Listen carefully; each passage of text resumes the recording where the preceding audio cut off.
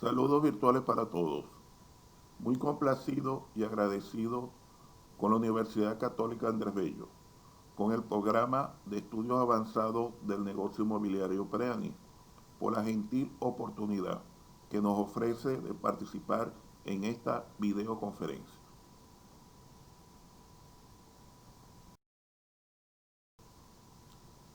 Soy el doctor Norberto Mejía y vamos a discernir en esta ocasión sobre la introducción en la economía.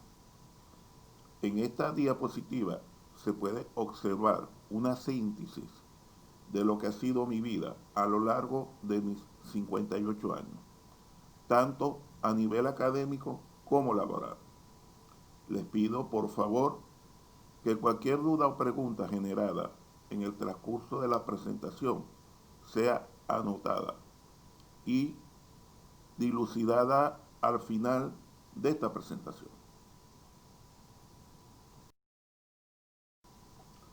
Ok amigos, entramos en materia en lo que es la introducción a la economía.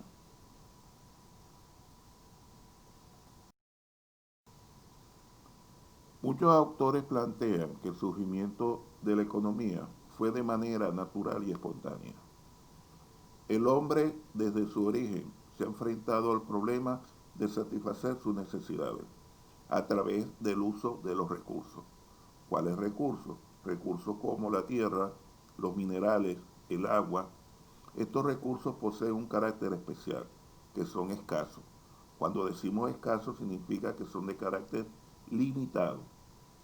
Y al decir limitado debemos remontarnos al inicio donde el hombre desde el principio de sus tiempos ha sido racional con el uso de ellos. Al decir racional decimos que lo ha sabido dosificar y al dosificarlos podemos nosotros plantear que ha sabido economizarlos. Por eso hablamos que la economía ha tenido un surgimiento natural y espontáneo. Este gráfico nos permite recordar que el hombre primitivo sabía dosificar sus raciones de alimentos para tener reservas y utilizarlas mientras no lograba cazar, es decir, en tiempos de escasez.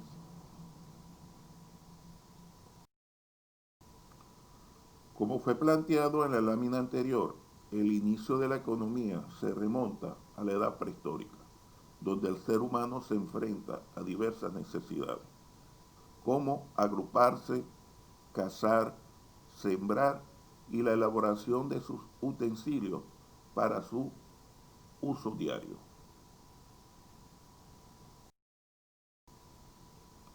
A lo largo de la historia, la economía evoluciona con su entorno,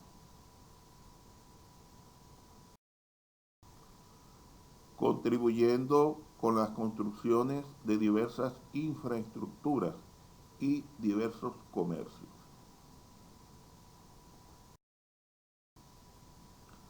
¿Dónde se utilizó por primera vez la palabra economía? La palabra tiene su origen en Grecia y la utilizó por primera vez el militar, político y filósofo Jenofonte en el año 362 a.C. aproximadamente. La palabra economía aparece en su tratado llamado Economos, que significa el económico. En este tratado Jenofonte habla de temas tales como la administración de un hogar, sobre la agricultura, sobre la religión, la educación, entre otros temas de la vida social. Seguramente nos preguntamos qué significa la palabra economos.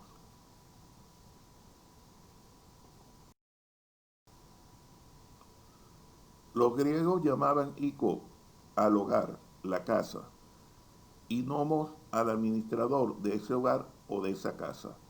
De tal manera que si sumamos ico más nomos, nos da como resultado icónomos, que significaría en nuestro español administrador de la casa o administración de la casa o hogar.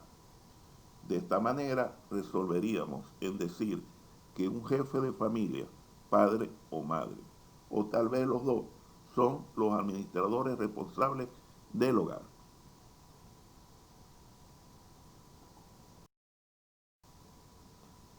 Es posible identificar cuatro grandes etapas de la economía. La primera y más larga fue la etapa de la filosofía económica, que cubrió un periodo de 2000 años, iniciando en el año 500 a.C. Sus estudios centran su atención en los problemas de la ética económica. Sus principios se encaminaron en relevar la buena conducta económica conforme con el orden natural. La segunda etapa fue conocida como la de la política económica. Se extendió por un lapso de 3 siglos y medio, iniciando en el año 1470. Sus centros de interés fueron los problemas de la filosofía económica hacia los aspectos prácticos de las mismas políticas económicas.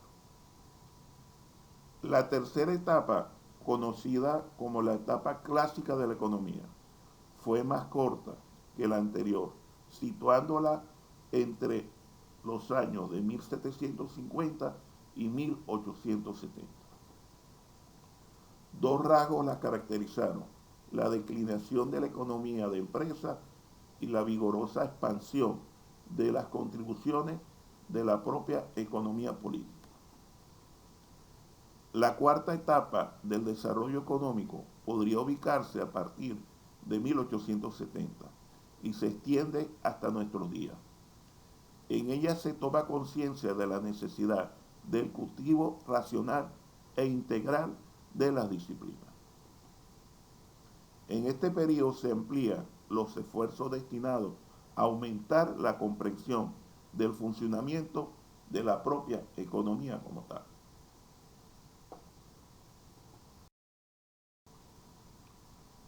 A continuación podemos observar algunos modos de producción existenciales como caza y recolección, horticultura, pastoreo, agricultura, esclavitud, feudalismo, mercantilismo, capitalismo, socialismo y socialdemocracia.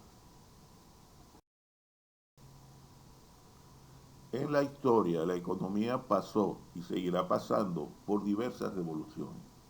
Revoluciones como la revolución agraria, la cual inicia cuando el hombre descubre la siembra, dejando de ser nómada.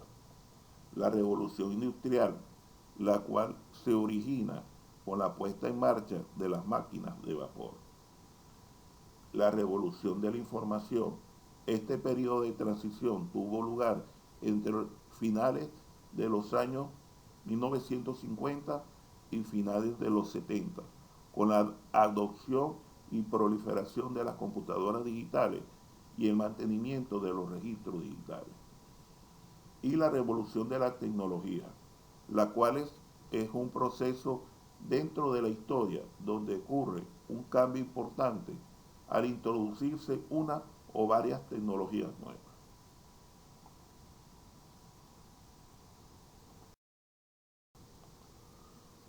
Vamos a realizar el siguiente ejercicio. Haga una pausa y considere un día común en su vida.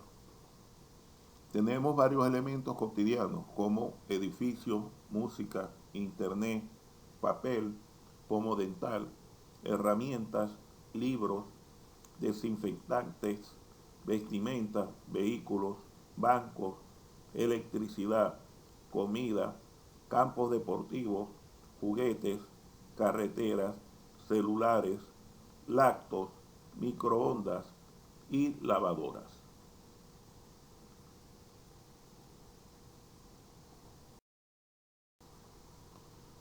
Si tomamos en cuenta que alguien organizó a los seres humanos y los materiales para producir y distribuir esos bienes, que se tuvieron que tomar miles de decisiones para conseguir la terminación de todos ellos y que de alguna manera llegaron a usted.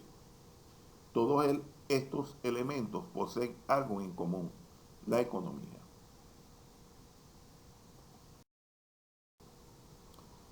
En este sentido, ¿qué sabemos de la economía?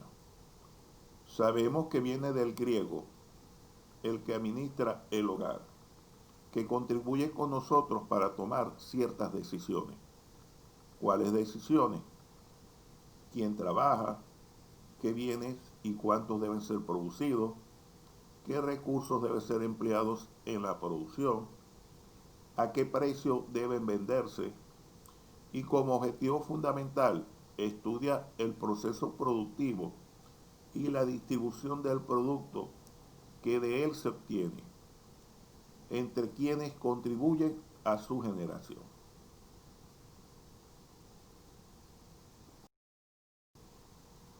La economía es el resultado de las relaciones sociales de producción. El ser humano organiza una serie de actividades que le permiten satisfacer sus necesidades básicas. A través de la historia hemos observado diversos sectores económicos o productivos. A continuación les presento los diferentes sectores que hasta el momento son presentados por la economía. Sector primario, sector secundario y sector terciario.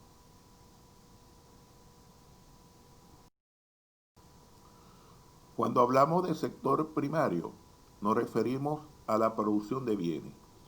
Está directamente relacionado con las actividades que provienen de la naturaleza, tales como la agricultura, la minería, la explotación de bosques e hidrocarburos, la caza y pesca, entre otras.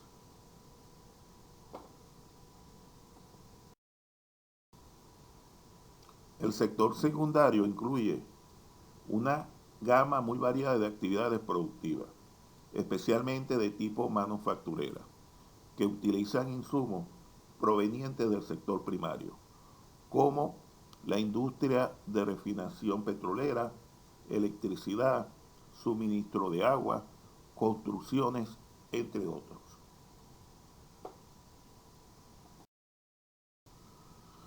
Ya en el sector terciario incluye la producción de servicios como el comercio, restaurantes, hoteles, transporte, comunicaciones, instituciones financieras, seguros, bienes inmuebles, educación, religiosos, productores de servicios tanto privados como gubernamentales, entre otros.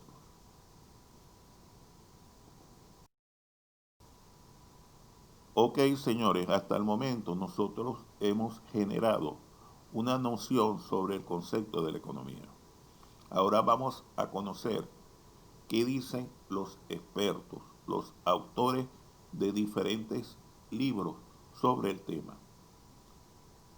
Tenemos el caso de John Maxwell, el cual establece que la economía es una técnica de pensamiento que ayuda a su poseedor a esbozar conclusiones correctas, con la finalidad de satisfacer a la humanidad y el manejo de la escasez de recursos. Por otra parte, tenemos a Leonel Robbins, el cual plantea que la economía es la ciencia que se encarga del estudio de la satisfacción de las necesidades humanas mediante bienes que, siendo escasos, tienden usos alternativos entre los cuales hay que optar. Asimismo, Friedrich Engels plantea que es la ciencia que estudia las leyes que rigen la producción, la distribución, la circulación y el consumo de los bienes materiales que satisfacen las necesidades humanas.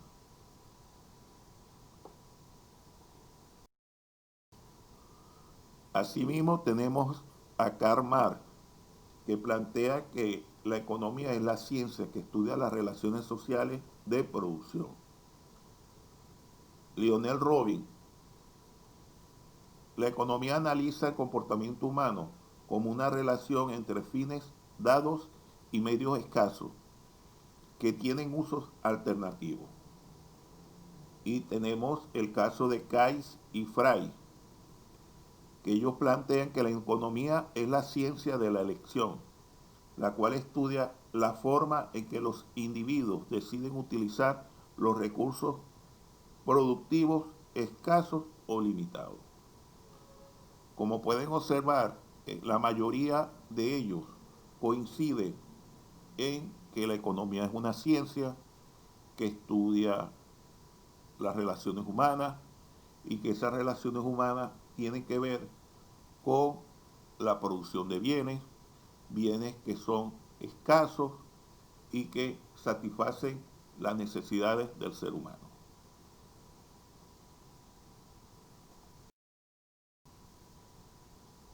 En la economía se pregunta, ¿qué bienes se producen?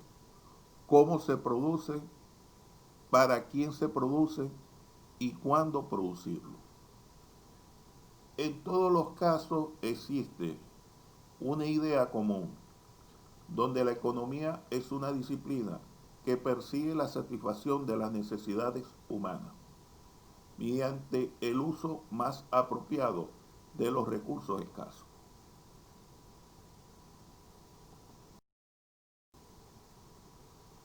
Apliquemos la imaginación.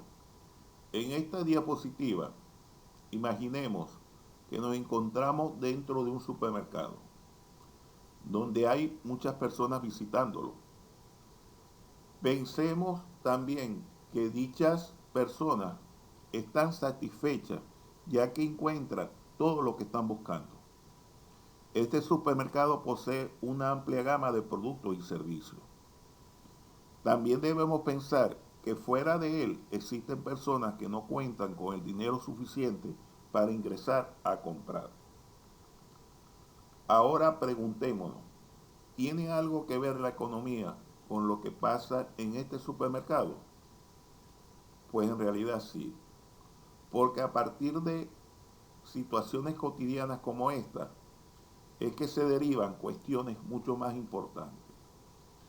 La economía nos podría ayudar a resolverla. ¿Qué producir para vender aquí? ¿Cómo y cuándo es el mejor momento para hacerlo? ¿Para quién vamos a producir? ¿Y dónde es el mejor lugar a realizar la producción?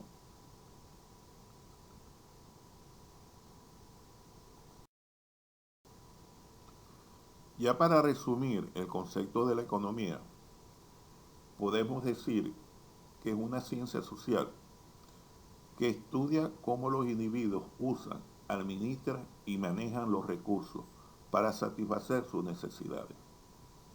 Decimos que es una ciencia social ya que estudia el comportamiento humano. Decimos que estudia cómo los individuos usan, administran y manejan, puesto que podemos decir cómo producen, explotan o adquieren bienes y servicios, con los recursos que son de carácter escaso, como ya lo hemos dicho. ¿Para qué? Para satisfacer necesidades que en el ser humano son de carácter ilimitado.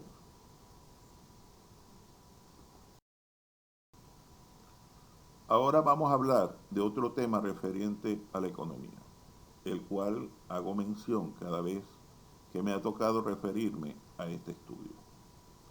Según varios autores, existen 4 razones fundamentales para estudiar la economía.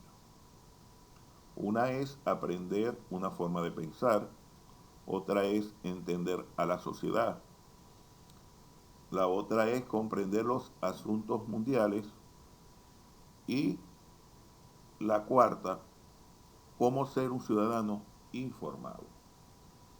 Vamos a hacer referencia a cada una de ellas.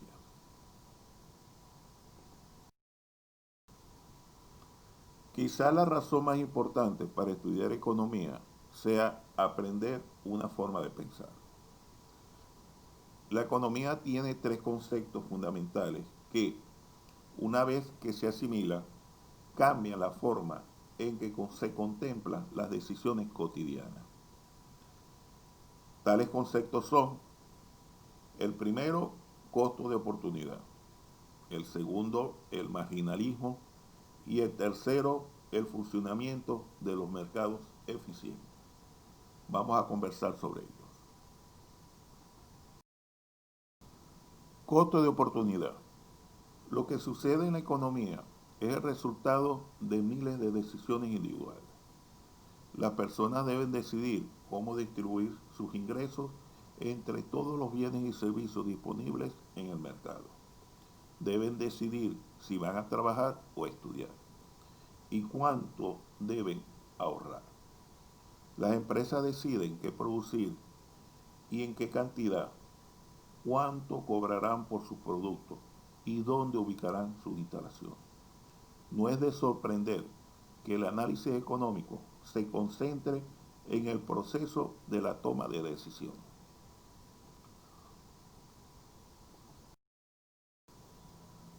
Pongo como ejemplo algunos casos, como ir al cine. No solamente requiere de un boleto, sino también de tiempo. El costo de oportunidad es el valor de todo aquello que se podría haber hecho con el mismo dinero y con el mismo tiempo. Tomar un tiempo libre. El costo de oportunidad de ese descanso es la remuneración que se hubiera obtenido al trabajar durante ese lapso o las tareas que dejaste de realizar en ese tiempo. Trabajar o estudiar es el ingreso que se hubiera ganado al trabajar tiempo completo en lugar de asistir a clase. Por otra parte, tenemos el conocimiento teórico que has dejado de recibir y que contribuirá al mejoramiento ciudadano.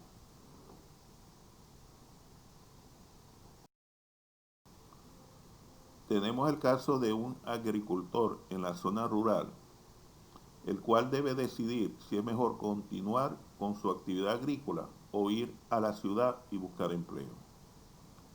También el jugador de hockey que estudia en la Universidad de Belmont debe decidir si va a participar en el equipo universitario o si dedicará más tiempo a los estudios.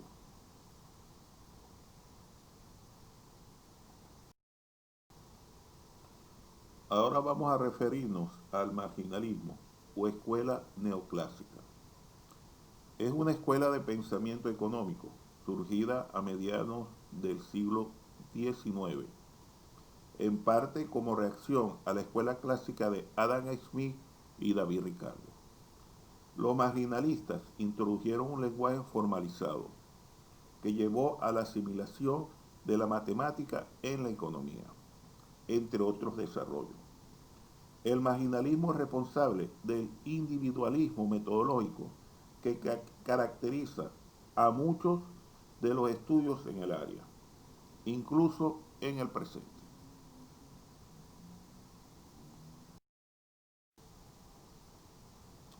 Lo marginal en economía significa cuánto aporta o en cuánto afecta una unidad de más de un determinado elemento a alguna variable.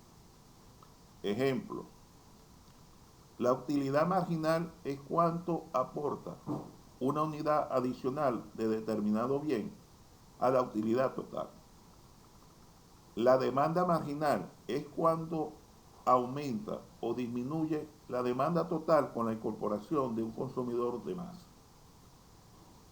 El beneficio marginal es cuánto varía el beneficio con la incorporación de una unidad de producto extra. En pocas palabras, una corriente de pensamiento económico cuya característica principal es la utilización del análisis marginal en los problemas económicos.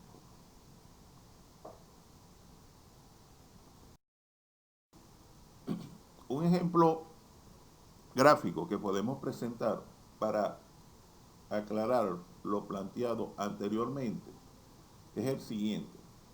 Suponga que usted vive en Maracaibo y que está evaluando los costos y beneficios de visitar un familiar en Lagunilla. Si sus negocios requieren que usted viaje a Ciudad Ojeda, el costo de visitar a sus familiares sería únicamente el costo adicional o el costo marginal de tiempo y el dinero que se necesitaría para ir a Lagunilla desde Ciudad Ojeda.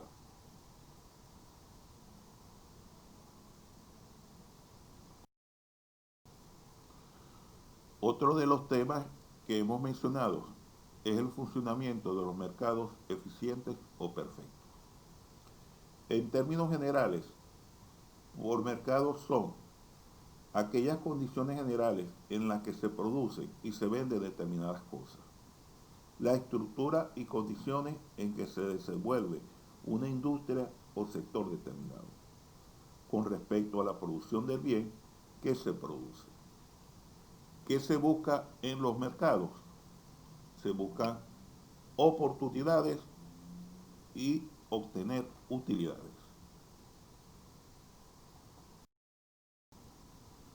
En este sentido, Robert Schieder, Premio Nobel de Economía en el 2013, planteó en su libro Mercados eficientes solo son la mitad de la verdad, que para que exista un mercado eficiente debe poseer utilidad, buenos negocios, que sea libre de riesgo y que exista la oportunidad de obtener utilidades.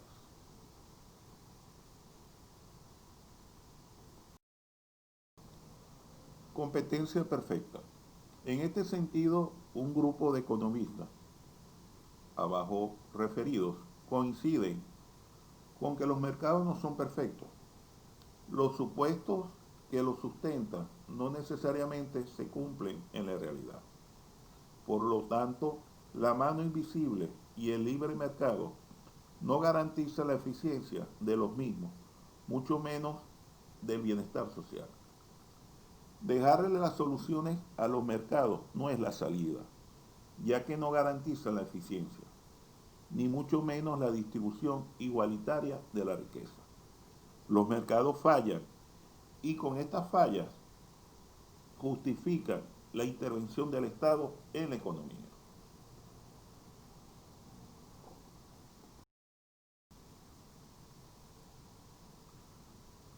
Plantean los autores abajo descritos que para que haya competencia perfecta debe cumplirse por lo menos con los siguientes requisitos.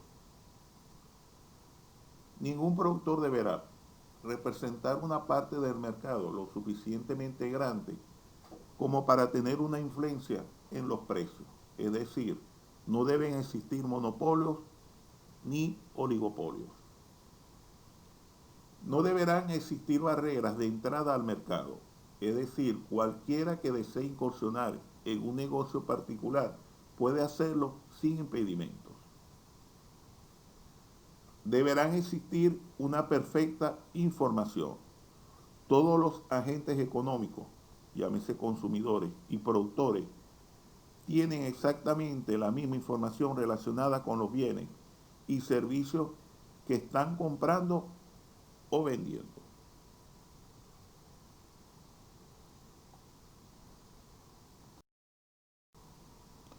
Otra razón para estudiar economía es que nos permite entender mejor a la sociedad. Las decisiones económicas del pasado y del presente tienen una influencia enorme sobre el carácter de la vida de una sociedad. Dichas decisiones tienen repercusión en el pasado, presente y futuro, como una influencia enorme en la sociedad que vivimos. La economía nos ayuda a entender a la sociedad, el estado actual de la misma, el ambiente físico, el bienestar material, la misma naturaleza y los diferentes productos del sistema económico. Una tercera razón para estudiar economía es que nos ayuda a comprender los asuntos mundiales. Los encabezados de los periódicos nos remiten a asuntos económicos. Por ejemplo, el desastre ambiental asociado con un derrame de petróleo de British Petroleum en el Golfo de México tiene el potencial de afectar el precio futuro del petróleo si se prohíben las perforaciones en el mar profundo, pero también influirá en el precio del pescado, la actividad turística en la región y los empleos relacionados con estas, así como en muchos otros mercados. En este sentido, como se puede apreciar, las empresas son las que mueven la economía en un país.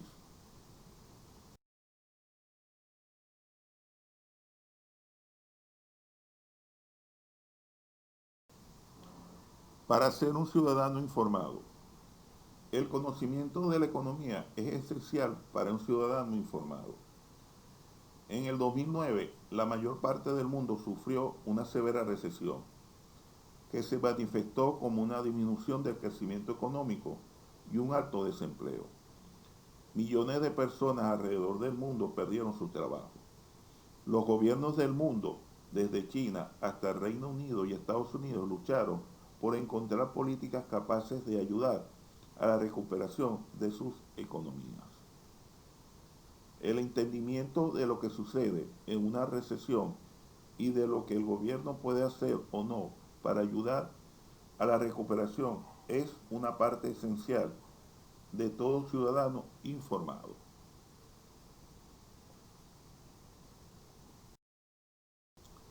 Ya para finalizar esta videoconferencia, vamos a hablar sobre el alcance de la economía. La economía tiene raíces muy profundas y vínculos cercanos con la filosofía social, un tema de gran importancia para los filósofos. Por ejemplo, es la justicia distributiva. ¿Por qué algunas personas son ricas y otras son pobres? Y cualquiera que sea la respuesta, ¿es esto justo? Diversos filósofos sociales del siglo XIX lidiaron con estas preguntas y gracias a sus reflexiones, la economía nació como una disciplina independiente.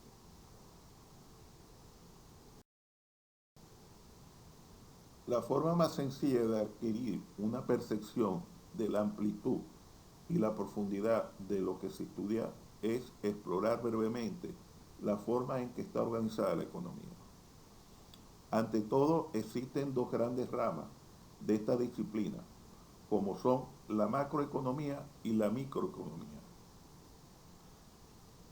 La macro es la rama de la economía que examina el comportamiento económico de los agregados, llámese ingresos, empleo, producción, entre otros, a nivel nacional. Y la microeconomía es la rama que examina el funcionamiento de las industrias individuales y el comportamiento de las unidades individuales de la toma de decisiones, es decir, las empresas y la familia.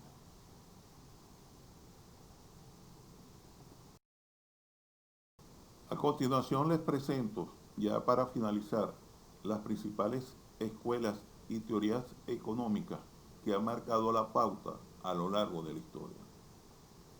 Tenemos la escuela clásica del liberalismo, que fue presentada y liderada por el señor Adam Smith. De ella surgieron tres escuelas: la escuela neoclásica o marginalismo de Alfred Marshall, la escuela de institucionalistas de Thorsten Verde y la escuela marxista de Carlos Marx. De la neoclásica se generaron dos escuelas, una la monetarista de Milton Friedman y la segunda la keynesiana, que la representaba o la presentó John Maynard Keynes. Ahí les dejo una foto del llamado padre de la economía, el señor Adam Smith.